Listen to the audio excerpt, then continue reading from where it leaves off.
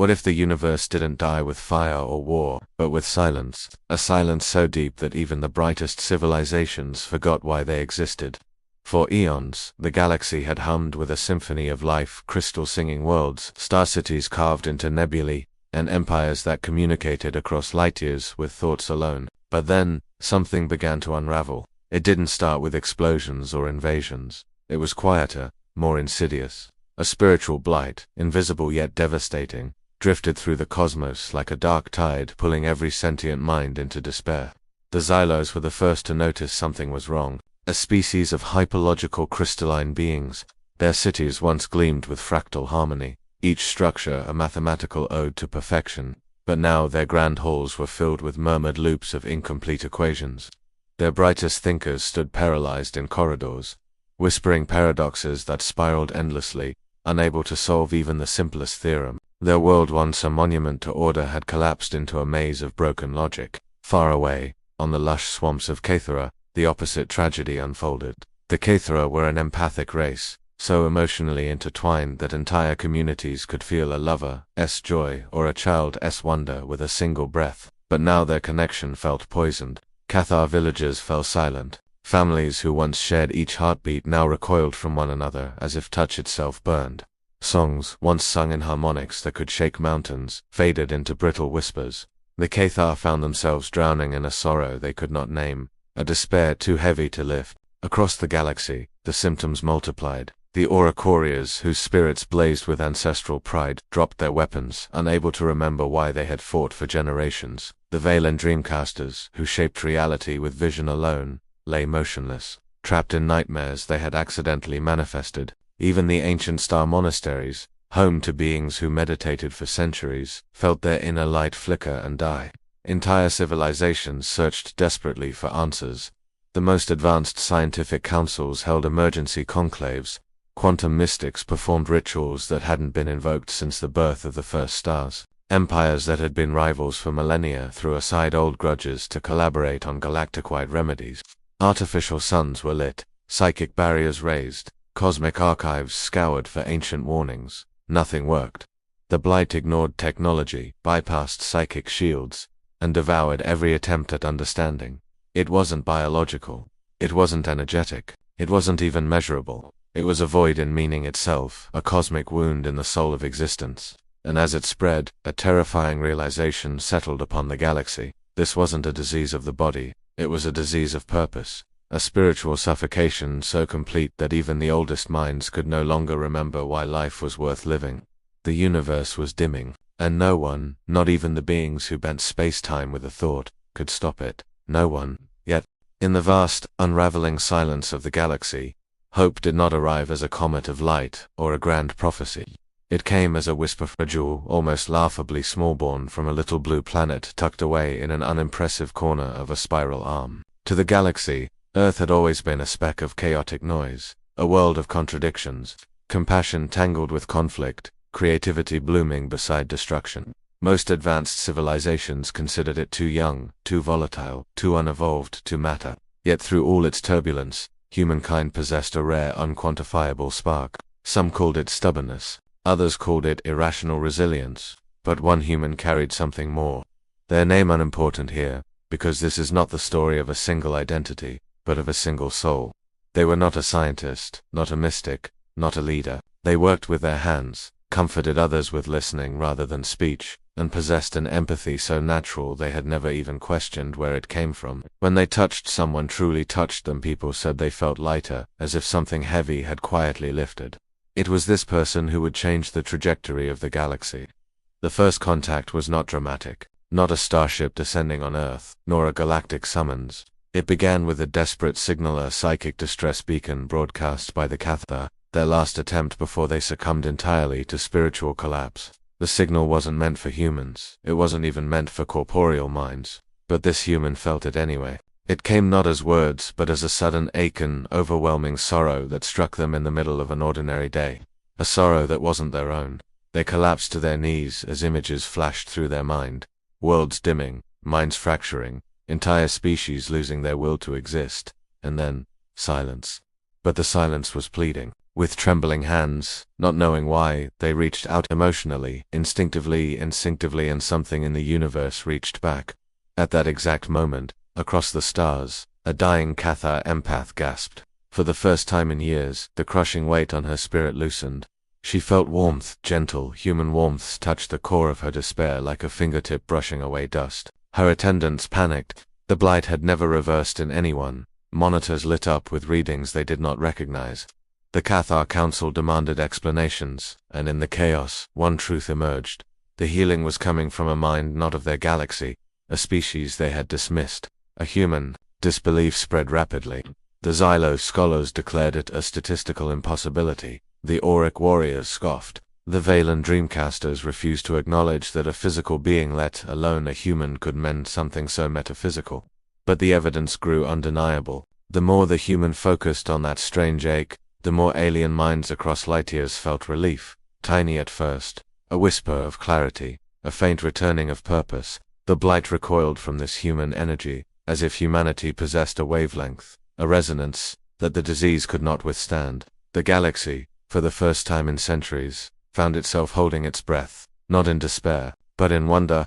It began with individuals, more fragile moments of renewal that the galaxy almost dismissed as anomalies. But hope, once awakened, spreads faster than despair. The first full recovery occurred on Xylos, in the crystalline metropolis of Primkesh. A Xylos philosopher named Vraxel had been trapped for months in a looping paradox, muttering numerical riddles that spiraled into contradiction. His mind, once sharp enough to calculate stellar drift with a glance, had fractaled into helpless confusion. Then, one quiet morning, the paradox broke. A single equation snapped into clarity, then another, and then a cascade like an entire library of logic suddenly organizing itself. Vraxel stood tall once more, his crystalline joints resonating with harmonic brilliance. His caretakers listened in awe as he whispered, "Someone touched the center of my despair." A gentle presence, soft, human. Word spread like wildfire. The Xylos, a species that charted reality with precision, could not deny the empirical truth. Something had intervened in the blight.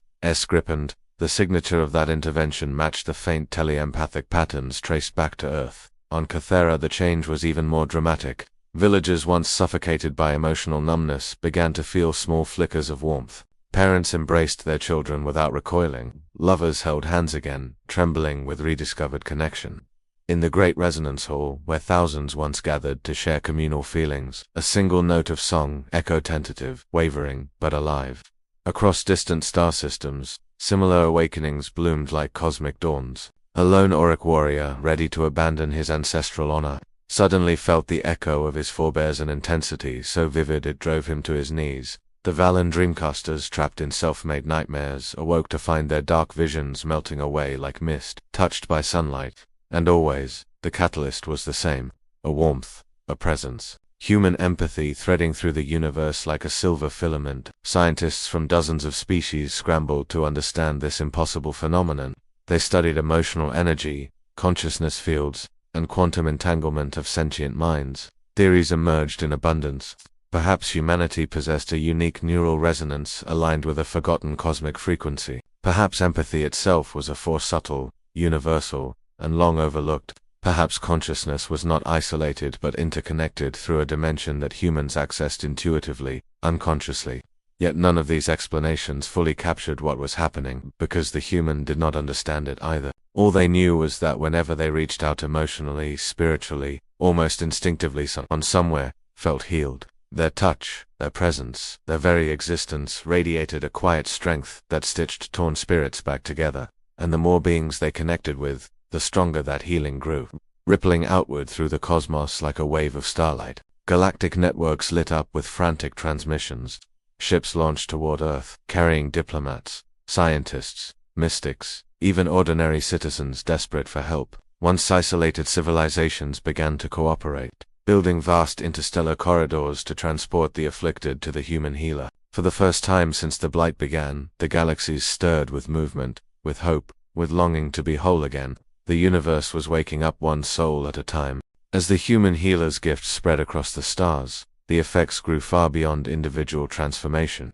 Entire civilizations once hollowed by despair began to stir like great cosmic giants, awakening from centuries of slumber. The first planetary resurgence occurred in the Valen expanse. Their cities of suspended dream crystals, once shrouded in nightmare haze, flickered back to radiant life. For generations, Valens had shaped their architecture with their imaginations, carving buildings from light and memory. But the Blight had warped their dreams, turning them into prisons of fear. Now, the crystals shimmered with new patterns, hopeful patterns, reflecting a consciousness no longer shackled by dread. Where blackened towers once loomed, forms of fluid beauty emerged, glowing with colors the human eye could never name. Entire neighborhoods rebuilt themselves overnight as the Valen Dreamcasters regained mastery of their inner worlds. On the volcanic world of Arak Prime, tribal drums silent for decades thundered again. Around the sacred fire crater, warriors and elders gathered, their ceremonial armor gleaming with renewed purpose. For the first time since the Blight began, the Arak clans performed the ritual of continuance, honoring their ancestors. Their chants reverberated across molten plains, stirring ancient spirits believed lost. The fire roared higher, as if the planet itself breathed in the healer's light. Meanwhile, the Cathar, reborn in emotional harmony, held a momentous gathering in their resonance hall. Tens of thousands joined hands, creating a planetary wave of shared gratitude. The air shimmered with vibrant empathic energy, so bright that orbiting ships recorded the pulse with stunned disbelief. The Cathar had not reached such collective unity in millennia. The Blight had nearly severed their souls from one another, but the human presence had stitched them back even tighter. And on Xylos, the crystalline thinkers, energized by their rediscovered clarity, initiated the great logic convergence. They reconstructed broken knowledge archives, restored mathematical art, and used their brilliance to model the cosmic mechanics of the healing pulse.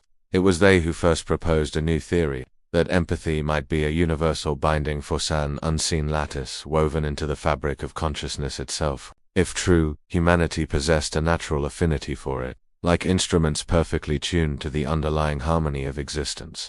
Across the galaxy, alliances formed unlike anything recorded in ancient archives. Former rivals began sharing technology, culture, and spiritual traditions. Worlds once isolated by fear opened their borders. Entire fleets were repurposed from war to exploration and cooperation. Diplomatic corridors, physical and telepathic connected star systems in a golden web of unity. And at the center of this transformation stood Earth, a planet long ignored, now held unprecedented significance. Delegations arrived daily, approaching not with conquest but reverence. Humanity, once considered primitive, was now viewed as a keystone species, keepers of a rare and precious emotional frequency capable of healing cosmic wounds. But this new role raised profound ethical debates. Should one human shoulder the responsibility for an entire galaxy's spiritual well-being? Did humanity now bear a moral obligation to safeguard universal harmony? Could such a gift be taught, shared, or cultivated across species? Earth's leaders struggled with the weight of their newfound importance. But the healer themselves felt no pride, no desire for power, only a quiet determination to help. Because for them, empathy had never been a miracle. It had simply been human, and it was changing the stars.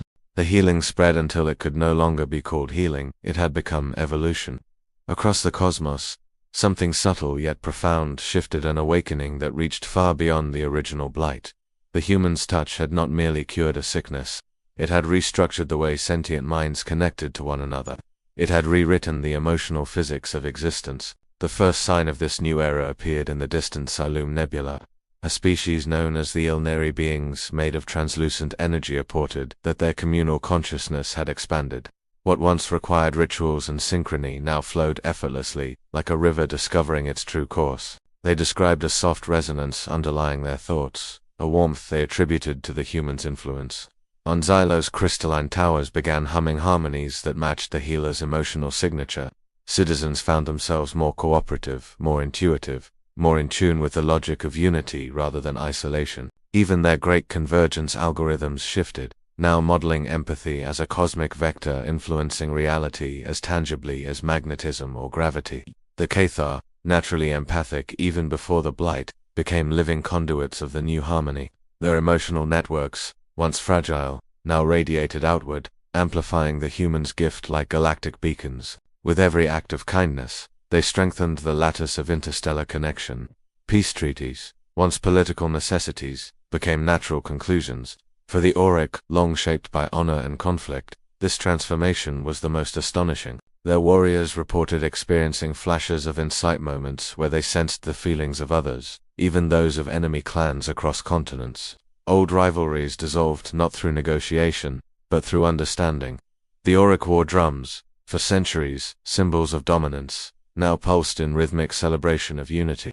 And as the galaxy healed, Earth itself changed. The human healer had become a symbol, not a deity, not a leader, but a reminder that even the smallest acts of empathy could ripple through infinity.